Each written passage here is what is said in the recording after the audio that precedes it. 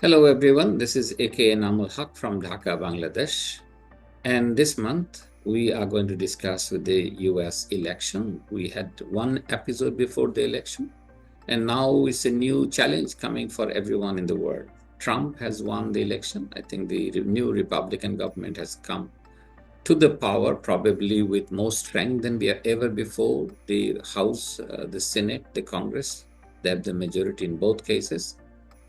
And Trump is already organizing his thoughts about what he is going to do on the first day of after the when he comes into power.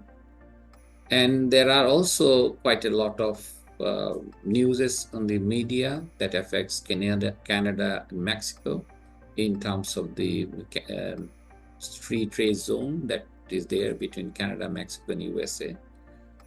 I'm pretty sure global world will be affected as he is in power because he has his own agenda, which is America Great Again. And that is the agenda he's going to go forward. Question that for us, Phil and me, is that how do we see from each other's perspective this new triumphant Trump who is in power? Phil.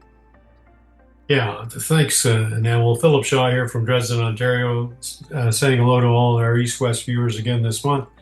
From a Canadian perspective, like all of you could quite imagine, that the election of Donald Trump again has certainly sent quite a few shockwaves through many of us here in Canada, as well as Mexico, because the last time he was president, it made it very rough for us and it was very difficult. And Mr. Trump has his own particular style, which is kind of rough around the edges compared to most politicians. But just a week or two ago, he announced on his own social media platform that when he got into office, that he would impose 25% tariffs on Canada and Mexico,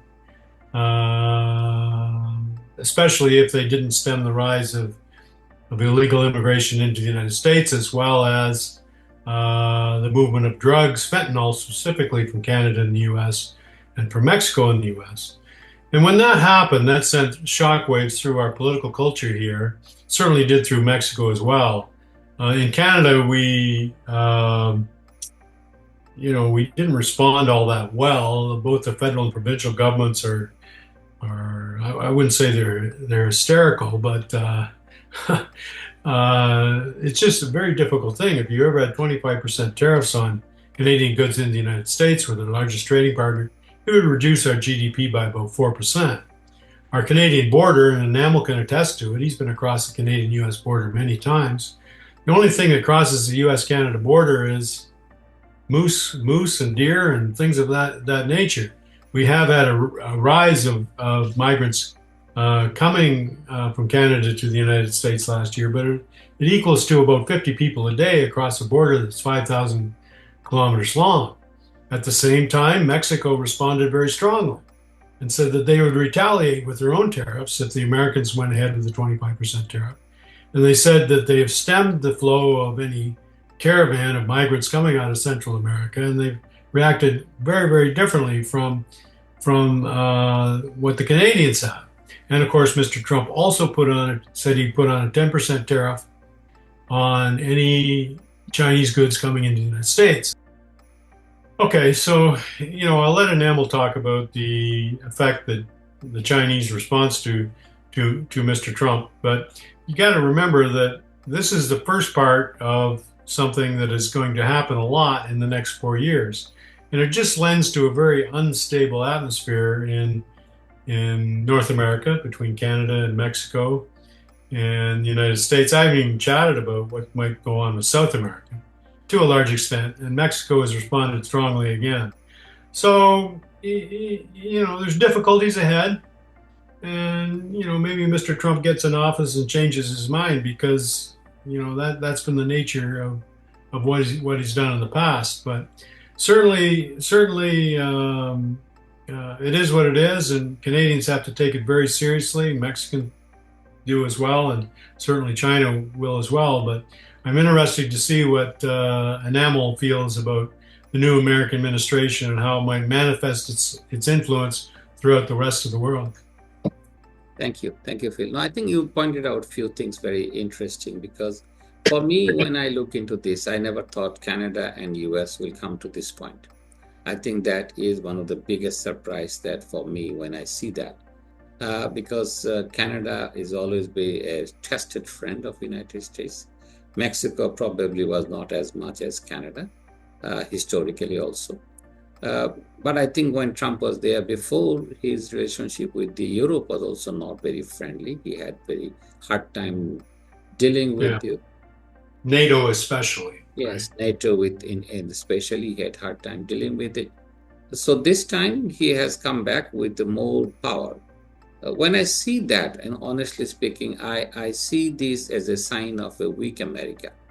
What I mean is that the reason the voters have voted for it was obviously they voted against the hardship that came to the American life over the last few years, particularly from COVID onward.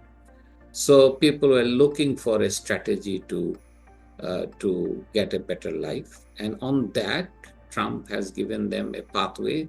Whether it is true or false, that's the future will tell. But he has provided a pathway that people liked, and I think that is the reason he got the voting. So that is how I see from his point of view. From the rest of the world point of view, it has, to me, when I look into this, I think it has both positive and negative strategies or implication. Negative one you have mentioned already. I'm pretty sure China is worried about it. I'm sure is also Europe is worried about it, what to do because they have a war in Ukraine, and there's a fiscal burden on them to fight that war. And if US now says that I'm not going to continue the supporting the war, so there is a big trouble coming, and Europe has to rethink about their strategy on that. Not only that, if the Europe continues against Trump, in particularly on the Ukraine war, they have to also think about European security itself because Trump is going to say that, look, you are not with us. So why should I also protect you? So this is a more geopolitical changes probably going to come. On the other hand, Chinese, I'm not sure whether it is true, but I've seen Chinese media, so particularly the Chinese premier has mentioned, and the president has mentioned that they are going to retaliate. The retaliation is difficult. I'm pretty sure they will look carefully at the trade regime that exists, export import items, and they might carefully retaliate. And all retaliation, when it happens, either to the Chinese import of the Chinas from US or export of the Chinese pro to US, is going to hurt both Chinese and American public in general. So I think that is something that is going to happen. In the geopolitics, my own feeling is that Trump, with his with Vance, with his vice president, Usha Vance, who is his wife, wife of with Indian connections there, and also Tulsi, which is another Indian connections. If he does, there might be different relationship between U.S. and India in the future. That's my hunch, and I can see that is coming, and that might be a better substitute. In fact, when you are looking for an alternative friend, other than China, India might be a good strategy for US. But at the same time, India also is a big market. So I can see the gamble. I can see the gain out of it. The only difficulty is that when you want to switch your industries back to India from China, it's not easy. India is a very regulatory country. It has provincial and federal rules. And it's just like US, it's also very low, in terms of their judicial power, they have more independent judiciary compared to others. So it's not easy to make changes within India. The other point that is also very important is that Indian Prime Minister is not as popular as he used to be 10 years ago, 5 years ago. No, that's right. This election, he was not as popular as he used to be. And that is And also Trump and Modi in the past have been friends and allies. exactly. They were friends, but this time Modi is weaker. So I Yeah. can see Modi might use Trump's relationship to gain some of his, at least some of his popularity. That might be a strategy. Trump may also like to see Indian connection in order to see an alternative to China. That is how I see globally happening. Countries around the world like Bangladesh, unfortunately, Bangladesh right now is not in the good book of India with the Prime Minister Sheikh Hasina gone. And that is something also challenging for Bangladesh. Is going to be challenging for everyone in the region. So in a way, Trump has put everybody in challenge. But the other part that I see is that with if you are powerful, the game of a powerful nation is to watch rather than react. And when you are reacting to things like this, obviously reacting to India is to Canada, sorry, is to me a surprise because Canada is a much smaller country compared to United States, and they're reacting to it. So in a way, I can see a weak economy, and I can see a global change in terms of attitude. So to me, that's also a weakness of a country or an economy like United States. So I see both ways. Which way it will go depends on the future, how Trump can steer his drive, how he can drive into the chaos of the global world. And global world is not going to be very friendly with him. So I can see these points, Phil. Yeah, keep in mind, I think we have to keep in mind that his victory largely had to do with U.S. domestic issues, and some of those were social issues.